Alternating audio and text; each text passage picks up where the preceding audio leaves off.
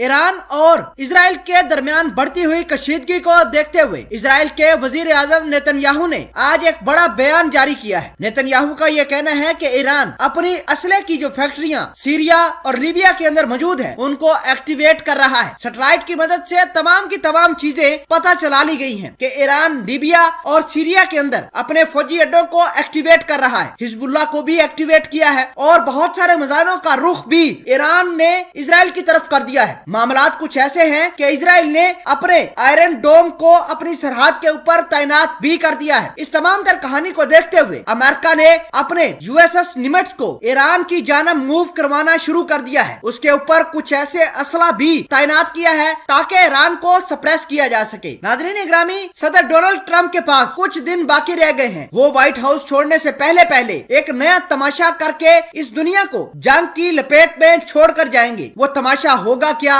किस तरह इजराइल के वजीर आजम नेतन्याहू ईरान से डर कर बैठ गए हैं और अमेरिका से लगातार मदद करने की अपील कर रहे हैं। तमाम तर कहानियां आज की इस वीडियो में हम आपके साथ शेयर करेंगे। छोटी सी गुजारिश है कि आप हमारा यूट्यूब चैनल हसनात टीवी को सब्सक्राइब कर लें, घंटी के निशान को दबा लें ताकि लेटेस्ट न्यूज आप तक पर वक्त पहुंचती रहे। नाज़रीन ग्रामी, आज सबसे बड़ी और अहम खबर इजरायली वजीर आजम नेतन्याहू की जानब से सामने आई है। इजराइल के वजीर आजम नेतन्याहू का यह कहना है कि ईरान ने अपनी प्रॉक्सीज को एक्टिवेट कर दिया है। सीरिया और लीबिया के अंदर हिजबुल्लाह के कमांडरों को यह टास्क दिया गया है कि वो इजराइल के ऊपर हमला करें। इसके अलावा पीएम नेतन्याहू ने यह भी कहा है कि ईरान ने अपनी मिसाइलों की फैक्ट्रियां एक्टिवेट की हैं। ये मिसाइल की फैक्ट्रियां सीरिया के अंदर और लीबिया के अंदर मौजूद हैं। इजराइल की एक सैटेलाइट ने इस बात का खुलासा किया है कि उन्होंने कुछ ऐसी इमेजेस ली हैं जिससे यह साबित होता है कि ईरान न सिर्फ अपने मिलिट्री साइट्स को लीबिया और सीरिया के अंदर एक्टिवेट कर रहा है बल्कि वहां पर कुछ ऐसे मिसाइलों की तैनाती हुई है जिनका रुख इजराइल की जानब है। इसका मतलब यह है कि इजराइल के वजीर आजम नेतन्याहू को यह पता चल गया है कि ईरान सीरिया